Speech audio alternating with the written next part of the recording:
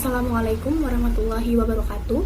Perkenalkan, kami dari kelompok 9, kelompok Leonhard Euler dengan anggota 1. Edwika Nisrita Nadifa, 2. Windy Aprilia Sofiana, 3. Alvin Sulaiman.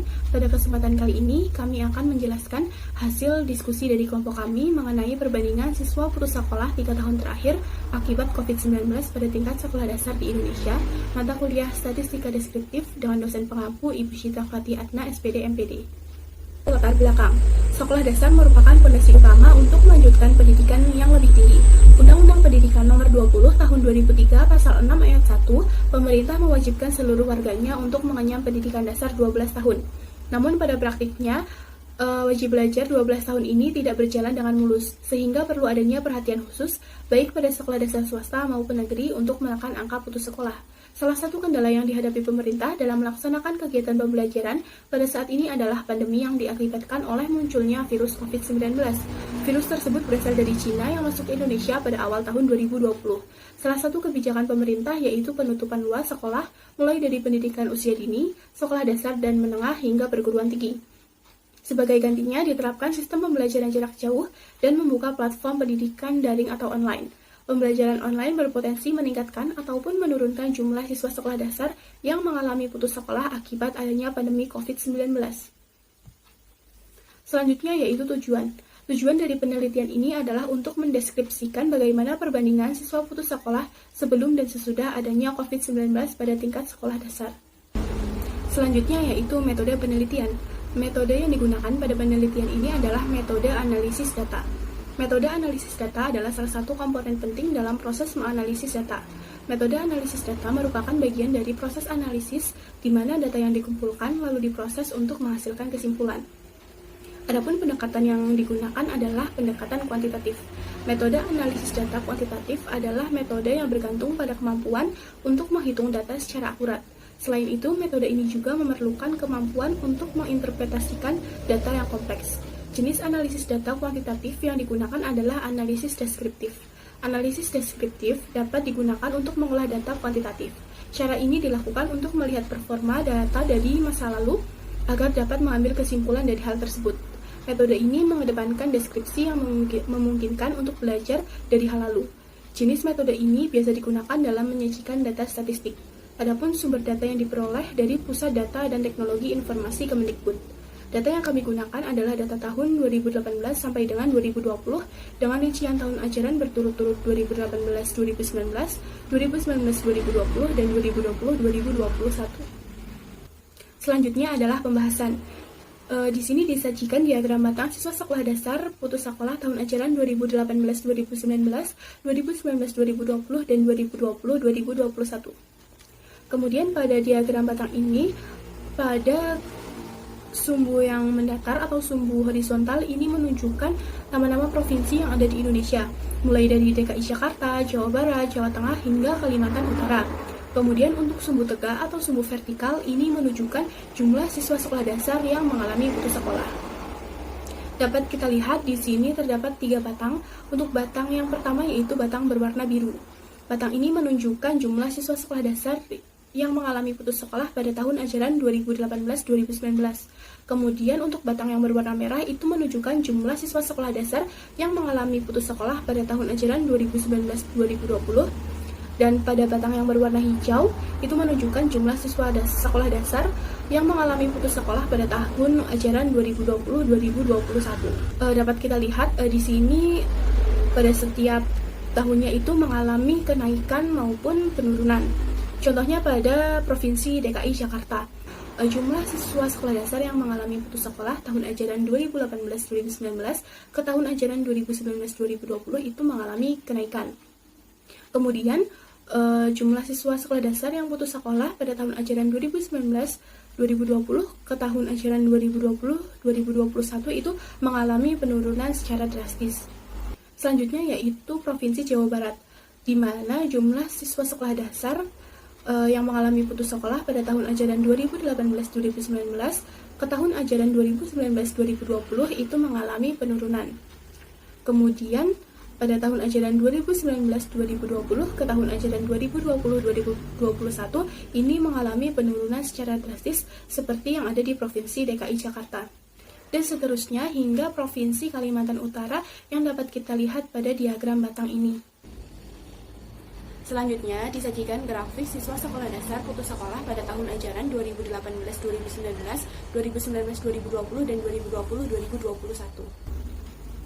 Untuk sumbu mendatar dan sumbu tegak, ini sama saja dengan diagram batang yang sebelumnya, di mana pada sumbu mendatar ini mencakup nama-nama provinsi yang ada di Indonesia, dan untuk sumbu yang tegak atau sumbu vertikal, ini menunjukkan jumlah siswa sekolah dasar yang mengalami putus sekolah. Dapat kita lihat di sini pada setiap provinsinya mengalami kenaikan dan penurunan pada setiap tahun ajarannya. Di sini dapat kita lihat beberapa provinsi yang mengalami penurunan secara drastis pada tahun ajaran 2020-2021. Salah satunya yaitu pada Provinsi Jawa Barat.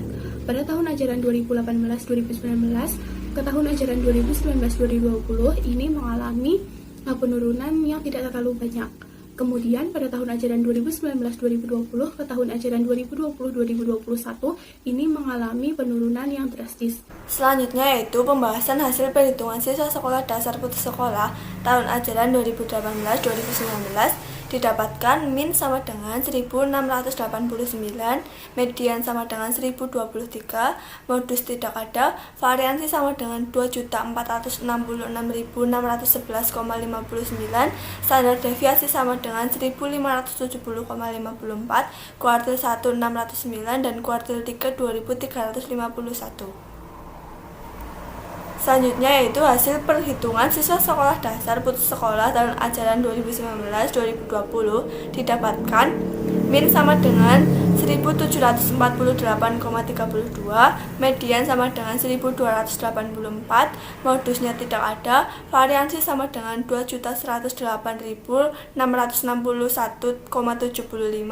standar deviasi sama dengan 1452,12, kuartil 1 sama dengan 800 dan kuartil 3 sama dengan 1815. Selanjutnya, hasil perhitungan siswa sekolah dasar putus sekolah tahun ajaran 2020-2021 didapatkan min sama dengan 82,06, median sama dengan 64,5, modus sama dengan 38, 58, 80, dan 92, variansi sama dengan 4138,64, standar deviasi sama dengan 64,33, kuartil 1 sama dengan 38, dan kuartil 3 sama dengan 94.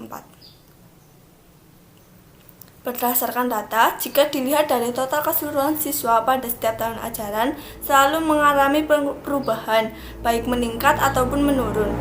Di tahun ajaran 2019-2020, total siswa sekolah dasar yang mengalami putus sekolah mengalami peningkatan sebanyak 2017 siswa dari total keseluruhan pada tahun sebelumnya.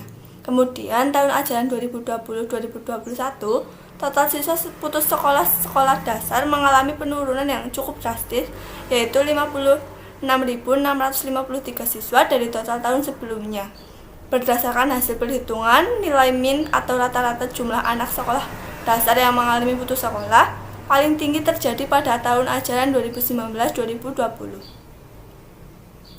Meningkatnya angka putus sekolah di tahun ajaran 2018-2019 ke 2019-2020 dapat disebabkan oleh beberapa faktor, diantaranya 1. Faktor penyesuaian diri atau adaptasi terhadap sistem pembelajaran daring, 2. Faktor ekonomi, 3. Faktor keterbatasan alat atau penunjang sekolah daring. Sedangkan pada tahun ajaran 2020-2021, rata-rata jumlah anak sekolah dasar yang mengalami putus sekolah menurun drastis. Hal tersebut selaras dengan pendapat Putra Wijaya dalam Suryawan tahun 2020. Belajar di rumah tidak menjadi masalah karena pembelajaran bisa dilakukan kapan dan di mana saja. Apalagi sudah ada dukungan dengan sistem daring. Jadi, proses pembelajaran bisa terjadi di rumah, di sekolah, maupun di masyarakat. Oleh karena itu, semua bisa berjalan dengan baik, dengan dukungan fasilitas seperti internet. Selain itu, adapun faktor penyebab menurunnya angka putus sekolah pada siswa SD, antara lain, yang pertama keberhasilan proses adaptasi. Banyak siswa yang sudah terbiasa dengan pembelajaran jarak jauh, setelah kurang lebih 1 tahun pembelajaran dilakukan secara daring. Siswa telah berhasil melakukan adaptasi terhadap pembelajaran daring dengan menggunakan platform online yang ada. Platform atau media online dapat diakses dengan mudah melalui jaringan internet oleh guru, siswa, maupun orang tua. Dengan adanya bantuan media pembelajaran yang menarik seperti video, audio, gambar, dan lain-lain, memudahkan siswa dalam memahami materi yang telah diberikan. Yang kedua, motivasi belajar. Motivasi belajar merupakan dorongan dalam diri siswa yang menimbulkan kegiatan belajar baik dari dalam maupun luar dirinya, sehingga tujuan yang dikehendaki dapat tercapai. Motivasi belajar siswa cukup tinggi terhadap pembelajaran jarak jauh atau daring setelah 1 tahun pandemi COVID-19 berlalu. Masa pandemi COVID-19 tidak menurunkan motivasi siswa dalam melakukan kegiatan pembelajaran secara daring.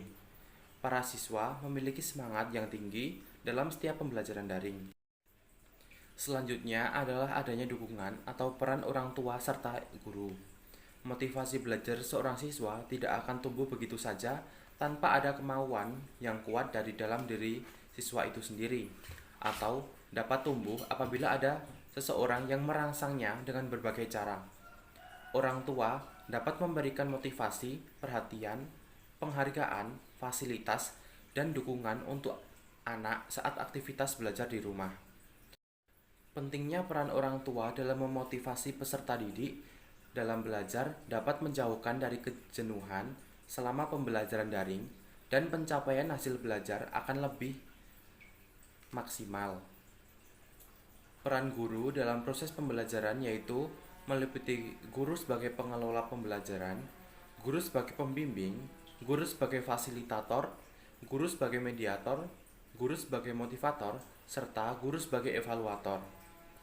Dalam perannya membangkitkan motivasi belajar kepada siswa, sudah dilakukan dengan maksimal, tapi tentunya banyak mengalami kendala karena pembelajaran tidak dilakukan secara tatap muka.